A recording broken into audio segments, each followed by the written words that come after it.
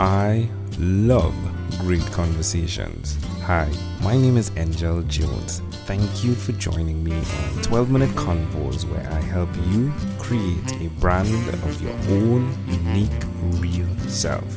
Listen in as I have conversations with amazing people from all over the world. Good night, Judy Hoberman. How are you going on this wonderful, beautiful night? It is beautiful here in Dallas, Texas, and I am so excited to share it with you. Oh, that's great. Well, please do tell us which of your talents is responsible for us connecting at this time. Well, I am an advocate for women in business. So whether it's sales or leadership or learning how to navigate their lives, that's where I come in. And since much of what we do involves our relationship to men, it's always an incredible thing to have men and women use their differences as assets rather than liabilities. Ooh, love that. Which brings us to what you speak about on selling in a skirt, right? Absolutely. That's my thing, selling in a skirt. Oh, tell us more about the podcast, please. So this selling in a skirt is really the skirt is an acronym, and everybody assumes it has to do with the article of clothing, which it doesn't. But be careful how you brand yourself, because I always have to wear a skirt. So SKIRT actually stands for Standing Out, Keys to Success, Inspiration, Results, and Time Management. And when you think about it, most everybody has a challenge in one of those 5 areas, if not all 5. And so I help them to address what it is that they're really looking for, and we break it down into little itty bitty pieces. And all of a sudden they're like, how did you do that? And that's what I do. I do coaching and training and consulting. That sounds good. There's something I can't let go, so I'll share it with you, but it's just intriguing how you said there's something I address. There you go. I love it. So who did you learn these skills from? These skills of simplifying things that may seem so challenging? So my entire career has been working with men as the only woman or one of the only women. And I had to learn how to work together and how to keep my feminine qualities going instead of becoming one of the boys, because that is so confusing for both the men and to the women. So I created my own playbook, and I teach other women how to be their best and still be women. There were the challenges that went with that, I'm guessing, right? Oh, there are always challenges. Why will you continue to repeat these skills of applying those things you've learned via that playbook that you use now? Why will you continue to repeat those skills? Because you know what? Women have so many more opportunities today than they've ever had. And there are more and more women that are recruited into businesses, and more that are getting promoted into positions of leadership. So imagine being able to support those women going forward. So my mission is always to help one woman a day. And every time I say that, there's a woman somewhere that raises her hand and asks, can I be your woman? And it's a very humbling feeling for me. So why wouldn't I repeat that? There we go. Now, where's the best place for someone to connect with you, Judy? My website is sellinginaskirt.com. I'm all over social media at either Selling in a Skirt or Judy Hoberman. So you can find me anywhere. And my email is judy@sellinginaskirt. So I try to make it as easy as possible. There we go. So what's one other thing, Judy, you've done consistently over the last 3 years? So I've been a mentor for women either getting through college or coming out of college and starting in their careers. And they're always looking for someone to show them the ropes, not do the work for them or make it easy for them, just to help them see the opportunities are in front of them. So I've done that for well over 3 years. But every time I do it, I just get that feeling again that if I would have had a mentor, it would have been amazing. Yeah, how does it make you feel doing that and seeing an individual move from one space of where they were to who they are now? So there is nothing like mentoring. The mentor gets just as much from the experience as the mentee, and sometimes even more. And one year I was a mentor to 5 women at the same time, and they were all at my wedding. Wow. And that's the kind of relationship that we had. And I also introduced them all to each other, and we're all still close and we're all still friends. And it's a very special feeling that to create something and continue to have that with your mentees. Suggest to someone that's listening, someone that has moved from being that individual that is a mentee to now a mentor, Though I think the journey never stops, right? I guess we're always in that position, mentor, mentee. But suggest to them why they should do what you've done by really setting that up to help others, especially women. So the first thing I would say is that so they can experience what it's like to be that person that someone looks up to and wants to learn from. It's an incredible feeling when you are needed to do something and people want you to do something. So that would be the first thing.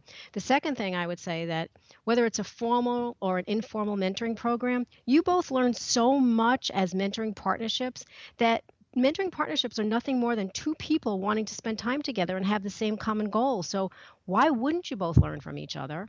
And third, most important is, especially for women, 65% of women that are mentored become mentors. So what a wonderful way to continue that cycle of learning.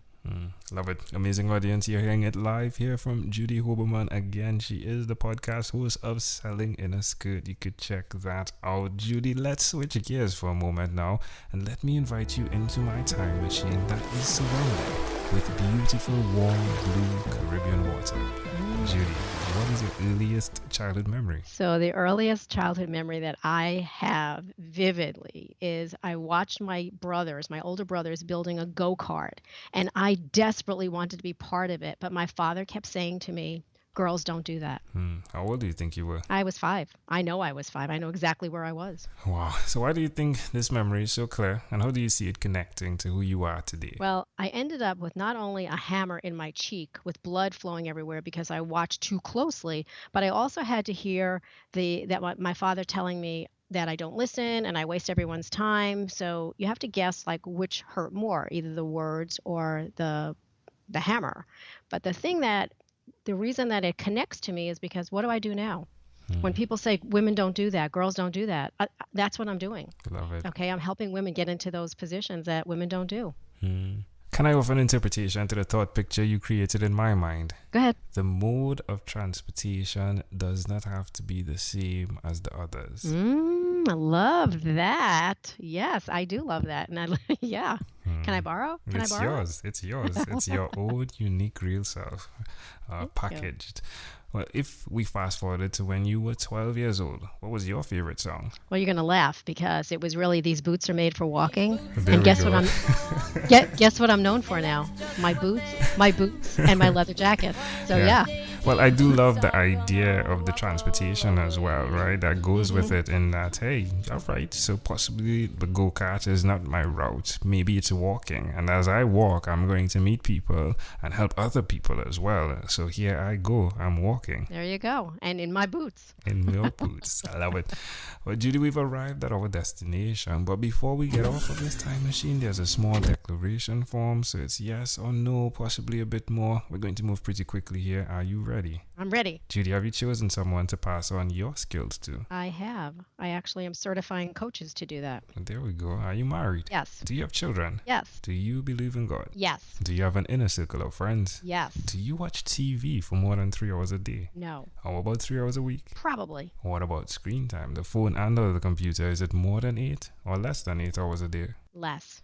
Judy, after 1,001 conversations in 3 months in 2016, I came up with a workbook. The name of it is called Yours. It stands for Your Own Unique Real Self. And the idea is you answer questions similar to these to uncover your own unique real statement, similar to your mission.